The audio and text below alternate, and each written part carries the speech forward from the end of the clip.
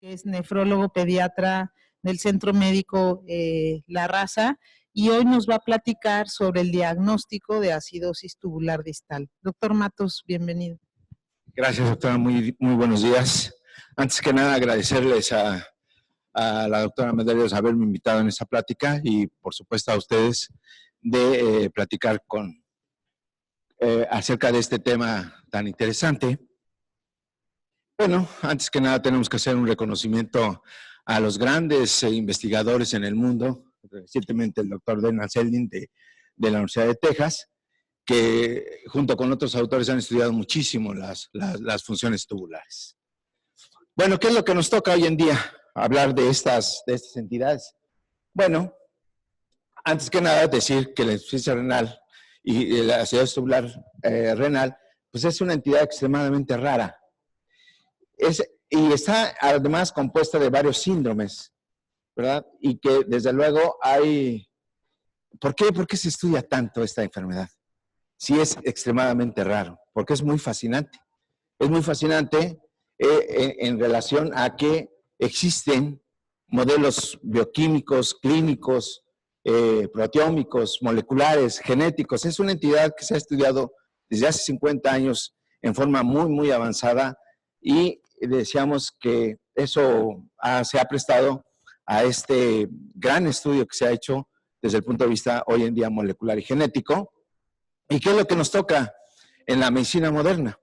Antes nosotros teníamos entidades clínicas, que sigue siendo muy importante para cualquier médico, el poder desenvolvernos en la clínica y hacer estos diagnósticos importantes. Pues vinieron los estudios morfológicos, pero actualmente existen mecanismos muy interesantes de los cuales se puede estudiar y que además son reproducibles en animales de experimentación y que además puede ser que se identifiquen en poblaciones muy específicas las entidades que nos estamos viendo y que se está trabajando mucho en cuáles son los mecanismos y cuáles son los tratamientos desde el punto de vista genético.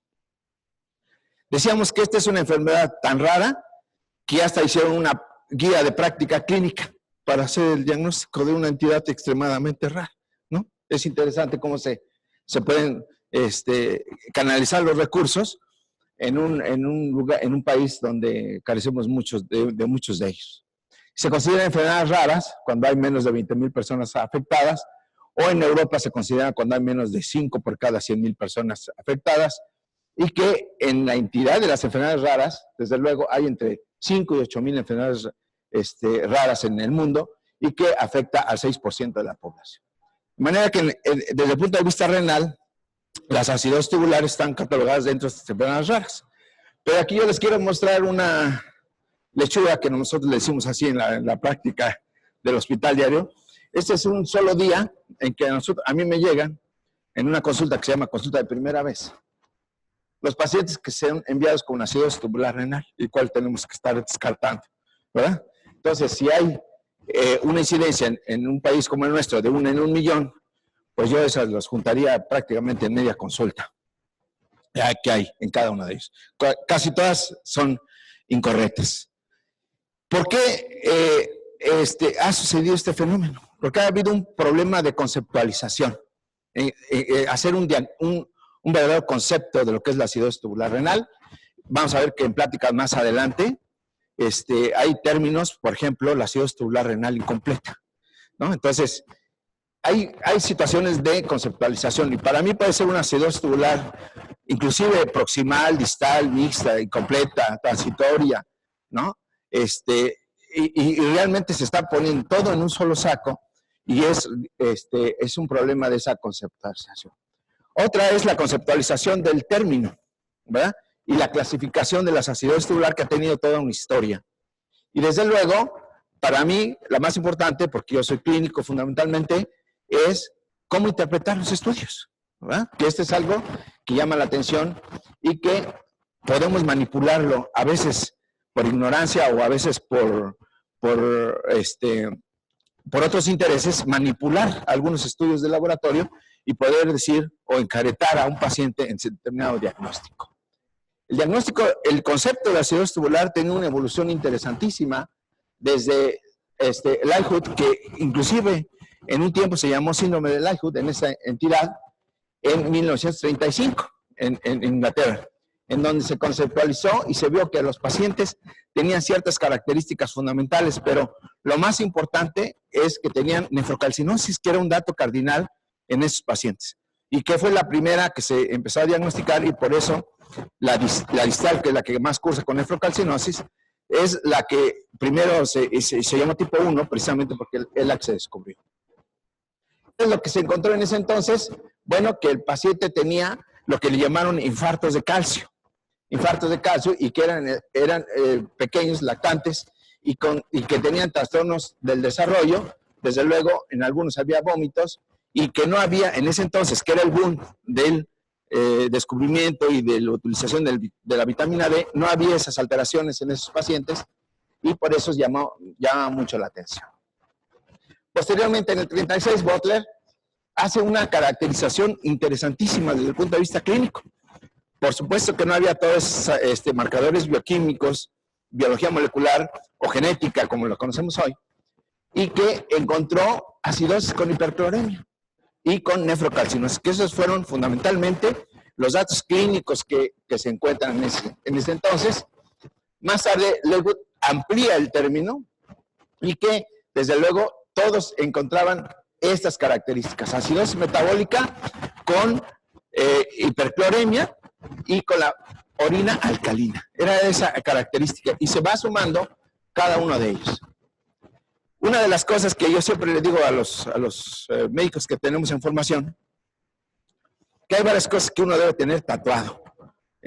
Nada de tener los adornos que se ponen, sino más bien deberían tener tatuado esta reacción de Hendrix-Hasselbalch y entender que la función fundamental que tienen los riñones es mantener el pool normal de bicarbonato en sangre. Ese es su papel, ¿verdad?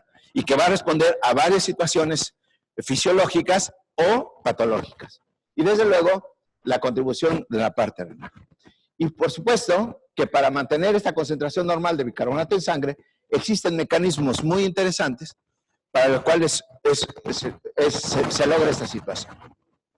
Es decir, si nosotros quisiéramos dar una definición de acidosis tubular, cualquiera que sea esta, son un conjunto de síndromes, es decir, son un conjunto de datos clínicos, bioquímicos, de laboratorio, de gabinete, en donde hay una incapacidad que tienen los riñones para mantener el pool normal de bicarbonato en sangre. Ya sea el reclamo, como debería ser, porque en la parte proximal no reabsorbe el bicarbonato, lo reclama, lo recicla. Y desde luego, también la forma de eliminar ácidos no volátiles a través de los sistemas de excreción de ácidos, de hidrogeniones, que simultáneamente eso nos va a dar la ganancia de nuevo bicarbonato para satisfacer las necesidades que tiene el ser humano para mantener el pool normal de bicarbonato y amortiguar la carga ácida que tenemos todo el tiempo con esa dieta.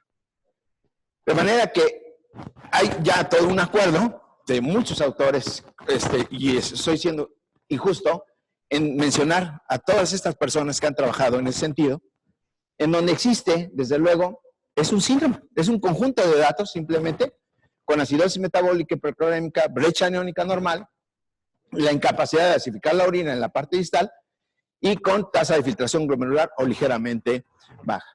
De manera que existe esa incapacidad de reclamo de bicarbonato filtrado y la incapacidad, por supuesto, también de generar nuevo bicarbonato a través de la excreción de hidrogeniones, y por lo tanto te va a dar estas alteraciones en el equilibrio ácido-base sanguíneo, y que se acompaña generalmente, y sobre todo en la distal, de nefrocalcinosis, hipocalemia, falta de desarrollo y alteraciones óseas.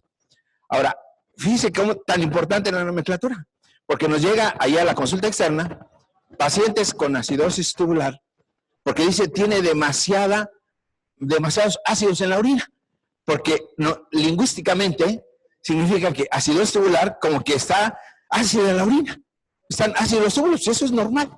Sin embargo, nos manda con el diagnóstico de acidosis tubular renal por falla de crecimiento y orina ácida.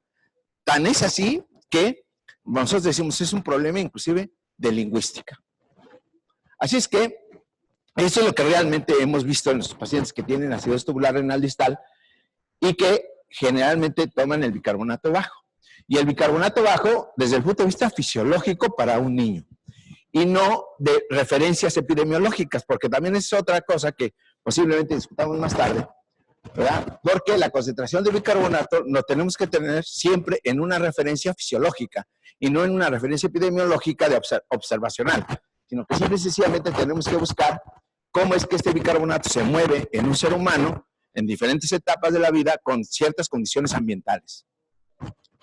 El pH en la sangre habitualmente está menos de 7.35 y el cloro alto, por eso la hiperclorémica para hacer la conservación de masas, y desde luego el potasio habitualmente está por debajo de 3 miliequivalentes y una brecha aniónica normal que nos ayuda mucho a hacer el diagnóstico diferencial, entre otras cosas. Y el pH urinario habitualmente se encuentra arriba de 6.6 con nefrocalcinosis que nosotros tenemos en esos pacientes. Como consecuencia, la talla y el peso bajo. Este es uno de los pacientes que nosotros tenemos con acidosis tubular renal real, verdadera, y que desde luego cumple con todos los requisitos para desarrollar este síndrome con esas características. Curiosamente, muchos de estos pacientes que tienen esta entidad no fueron descritos como tal.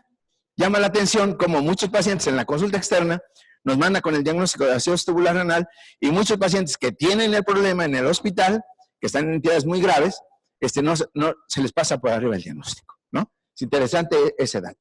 Esos son dos de los pacientes. Este fue el primero que nosotros hicimos, inclusive, antes que el doctor Rodríguez Soriano podía encontrar las primeras bases genéticas de las alteraciones o las mutaciones en las bombas transportadoras.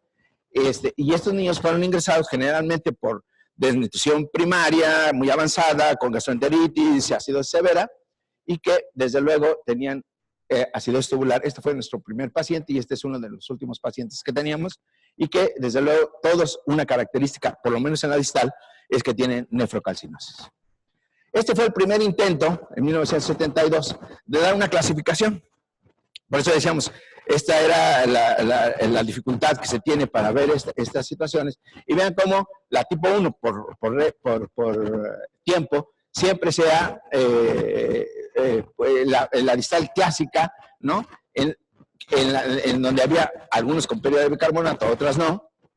Desde luego, no había una clasificación formal que se hizo, sino fue precisamente un primer intento cuando vino el doctor Rodríguez Soriano a México a hacer una primera presentación de sus trabajos, y después en 1976, donde intenta hacer una clasificación muy interesante y que se empieza a hablar ya de los problemas genéticos ya descritos desde 1976. Y fue precisamente Rodríguez Soriano, en el 2002, en donde da la clasificación ya más formal, en donde se encuentran ya las alteraciones genéticas, tanto el gen como el cromosoma donde está localizado, y se empieza a hacer un buen análisis de las unidades que se están afectadas, de las unidades de los transportadores o de la alocadora de protones. Bueno, en relación a la distal, a la tipo 1, que es la que estamos atendiendo hoy en día, pues ya actualmente se está enfocando específicamente a una célula, que es la célula alfa intercalada, de las células alfa intercaladas, precisamente porque ahí es donde están los transportadores que van a eliminar los hidrogeniones, y automáticamente al eliminar los hidrogeniones van a formar nuevo bicarbonato, que es el que se necesita para amortiguar la carga ácida que nosotros tenemos. Contribuyen las otras células en poca importancia, pero fundamentalmente está en esta situación, de manera que nosotros podríamos ver en esta parte distal, que por eso se llama tipo 1, los problemas en estos transportadores que nosotros vamos a señalar aquí, en donde fundamentalmente es en la célula alfa intercalada. De manera que hoy podríamos decir que la acidosis tubular tipo 1 es un problema de la célula intercalada, tipo A, en donde hay una incapacidad de acidificar la orina, porque ese es el mecanismo donde realmente se acidifica la orina, y que lo fundamental en esta situación es la incapacidad de formar nuevo bicarbonato para la necesidad de amortiguar la carga ácida que nosotros tenemos en la sangre. De manera que en esto que está marcado aquí es donde está el problema de la acidosis tubular renal distal. La primera, y que es la más importante, pues es esta, precisamente esto que nosotros cuando estábamos en formación le llamábamos el translocador de protones, sin que se hubiera diferenciado fundamentalmente en esos pacientes. Bueno, esta bomba hidrógeno ATPasa, que está localizada, recuérdese, tiene dos dominios, un dominio intraplasmático o citoplasmático y un dominio precisamente intramembranoso.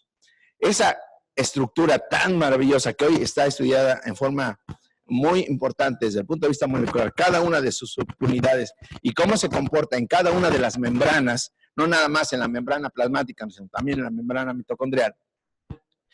Lo que va a crear es simple y sencillamente va a liberar los gradientes de hidrogeniones para que puedan moverse y ser excretados o ser retenidos dependiendo de lo que se necesite. De manera que en la primera y en la más frecuente que nosotros hemos encontrado, en la acidosis tubular renal, es precisamente esta autosómico recesiva con sordera temprana, ¿verdad?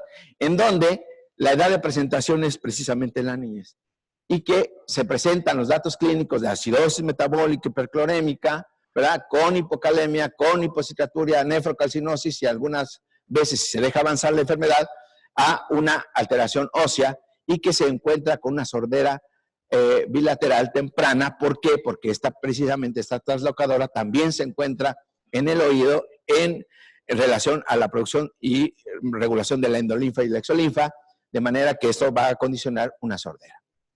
En este caso, ya se ha detectado que el problema de este está en la subunidad B1 del dominio citoplasmático de esta bomba. Y que se ha encontrado precisamente en el locus ATP6B1B1, en donde la subunidad B1, que es la que estamos señalando aquí, es la que está mutada y que por lo tanto no permite la translocación del hidrógeno que está dentro de la célula, que se forma a través de la disociación del ácido carbónico por la anhidrasa carbónica, en este caso tipo 2, para que se elimine y que pueda ser amortiguada precisamente con los fosfatos y con el sistema amonio-amoníaco para acidificar la orina. Y es por eso que esos pacientes no acidifican su orina y sobre todo no la acidifican ya sea en acidosis espontánea o en acidosis inducida. De manera que yo puedo medir inclusive qué cantidad está secretándose los ácidos, de manera qué cantidad yo necesito para precisamente titular la acidez en ese sentido. Entonces, este es lo que nosotros por lo menos encontramos en el primer paciente, es el paciente que nosotros estábamos viendo del lado derecho en la gráfica que les mostré, y que precisamente ya se sabe en dónde está la mutación en esta situación. Otra que también hemos tenido, que son en los siguientes, por lo menos en los siguientes 3 pacientes que nosotros hemos tenido, y que hemos atendido esos pacientes que tienen las mismas características, pero estos que es recesiva van a tener sordera tardía, y es lo que estamos vigilando hoy en día cuando estamos siguiendo su evolución en estos pacientes. Y tiene exactamente las mismas características, pero decíamos, la única diferencia es que tienen su sordera de forma más tardía y que su locus es diferente, que es el dominio intramembranoso. En este caso, la parte 4 del dominio intramembranoso, que no permite rotar para que se haga el intercambio de este hidrógeno y pueda salir a cada uno de ellos. De manera que estos pacientes aquí ya se puede ver, y en dónde está localizado, vean ustedes, está localizado en el cromosoma 2, brazo corto, en el locus 13. Y en es en el cromosoma 7, en el brazo largo, región 33-34, en donde se codifica precisamente esta subunidad del área intramembranosa.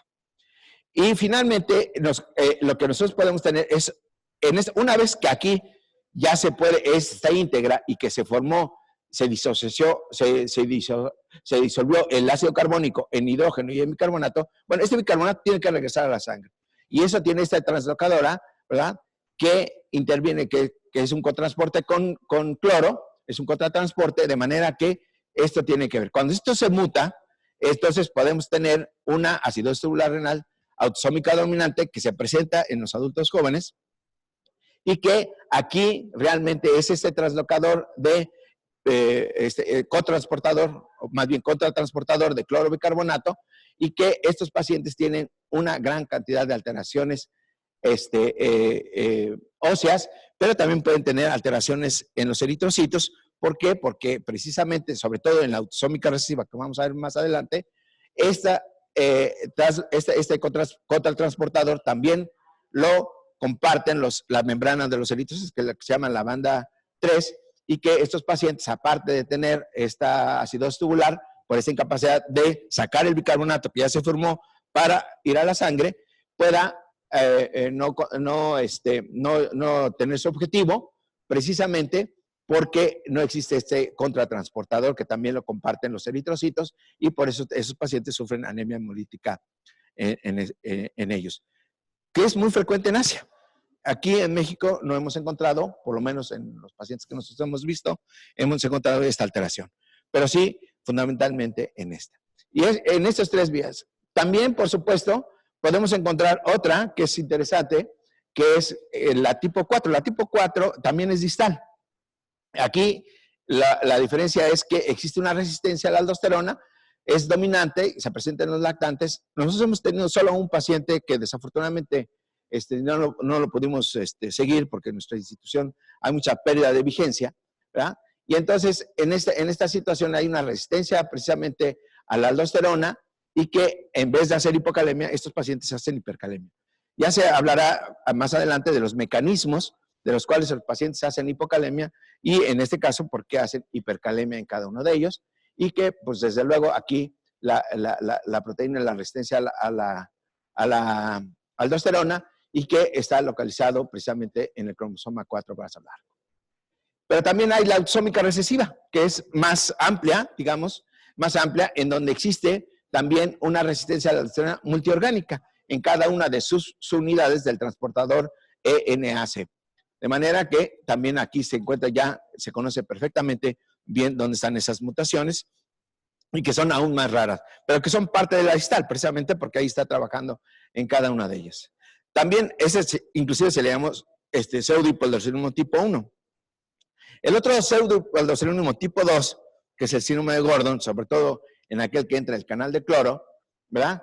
Esta es autosómica dominante, y que está en los adolescentes, y que ahí fundamentalmente hay hipercalemia, y que a veces estos pacientes también pueden cursar, o siempre cursan, con hipertensión arterial, y que nosotros hemos encontrado solo un caso en nuestro medio, pero se hizo el diagnóstico desde el punto de vista clínico, porque no teníamos otro recurso en ese momento de hacer, y sobre todo lo que interviene en el WNK4, y que desde luego tiene que ver mucho con el canal de cloro, y que es el que llaman síndrome de Gordon, en donde dice pseudohipoaldosteronismo tipo 2, en donde realmente habría que discutirlo, porque no hay un pseudohipoaldosteronismo.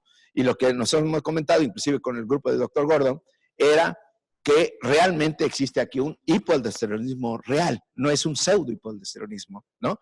Y entonces, bueno, pero sigue en estos problemas de lingüística, en donde hay cada uno de ellos. Hoy se sabe que es un problema en los transportadores, en los señaladores WNK4, y que el gen está precisamente en el cromosoma 17, brazo corto y brazo largo, ¿verdad? De manera que nosotros hemos encontrado ahí, y eso lo hicimos puramente desde el punto de vista clínico, ¿no? Y encontramos todas las características, y por supuesto, en ese entonces todavía estaba el doctor Gordon inclusive trabajando sobre el diseño de cada uno de ellos. Existe también otra que comparte con la parte proximal, desde luego la acidosis tubular, es parte de la distal también, digamos, que es la mixta, en donde aquí también ha habido controversias a través de varias partes del mundo, en donde existe una deficiencia genética o una alteración, una mutación en la anhidrasa carbónica tipo 2, y que estos pacientes se acompañan de osteopetrosis, sordera y ceguera con nefrocalcinosis temprana. Actualmente estábamos trabajando en un paciente que nos llegó de Centroamérica, porque estos se han visto mucho en el Caribe.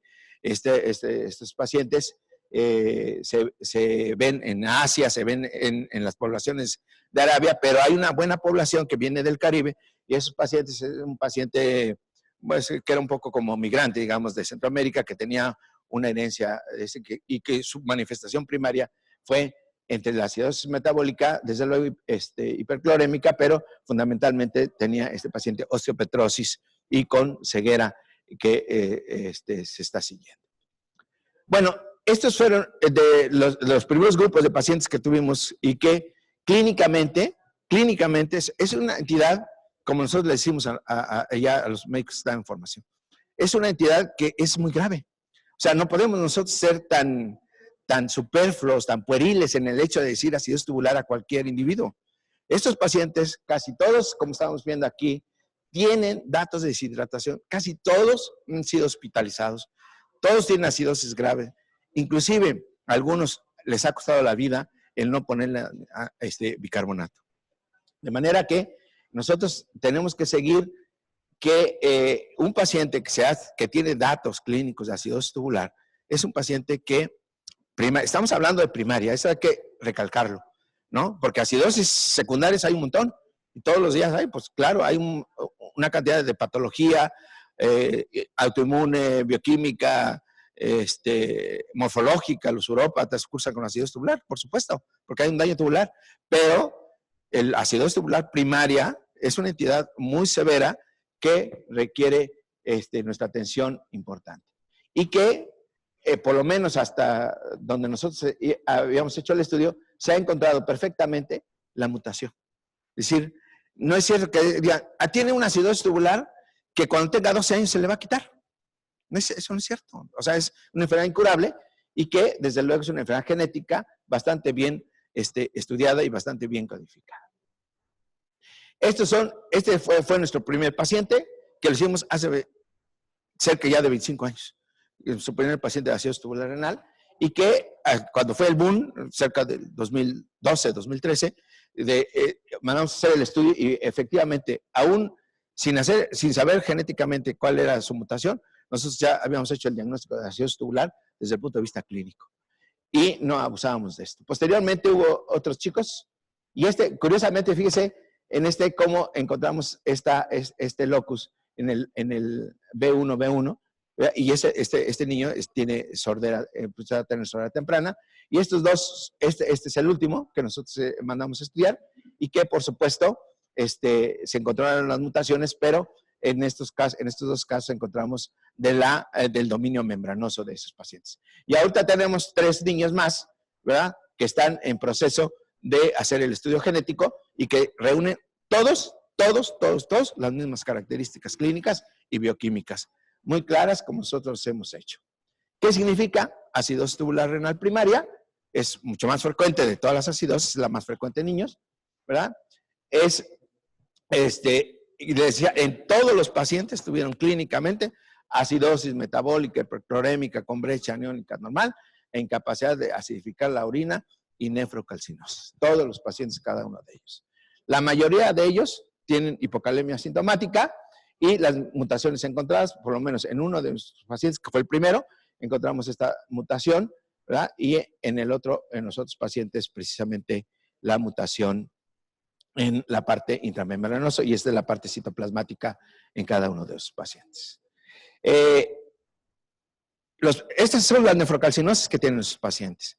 Este paciente, tristemente, llegó al hospital en acidosis metabólica, se empezó a sospechar por este ultrasonido que este paciente tiene realmente acidosis tubular renal. Empezamos a hacer sus diagnósticos y tristemente por ahí alguien le suspendió el bicarbonato para hacer determinadas pruebas y este paciente falleció. Y entonces es así de severo cuando realmente existen estos pacientes. Este es el primer paciente que nosotros tenemos, él ya es profesional, y este es el último que le hicimos el paciente. Este paciente fue internado por un error innato del metabolismo y se le dio una esperanza de vida, mis compañeros, de 1 año. Ya póngase a la mano, póngale, es un angelito que se va a ir en 1 año, ¿no? Y entonces, y nos pidieron una interconsulta por la acidosis. Dijo, recuerdo, era una alteración en los lípidos de cadena corta y ya, adiós. Bueno, resulta que este paciente curiosamente tenía hiperamoemia, que es un dato interesantísimo. Bueno, este chavo ya se graduó de la preprimaria, nos invitaron y ahora está ya en la primaria y él dice que va a ser un buen cuidador de burros, no sé a qué se refería. Bueno, entonces, y este es nuestro primer paciente que nosotros hicimos. Este es el bebé que era de 1 año y medio que era desnutrido primario y que realmente es el único que tiene sordera hasta ahorita. Bueno, y este es nuestro último paciente. Este es nuestro último pacientito que curiosamente entró al servicio de nefrología por insuficiencia renal porque se deshidrató, ¿no? Y le dijeron, denle dieta hiposódica. Y clandestinamente, como todos nuestros pacientes, meten la sal. Y él era ávido de sal, que es una característica fundamental de ese paciente, ¿no? Yo, escuchando hace rato al doctor Ricardo Muñoz, ¿y por qué es el niño de agua? Bueno, es muy simple. Todos los seres humanos, no nada más son los bebés de agua, son los seres humanos, somos agua, pues, ¿no?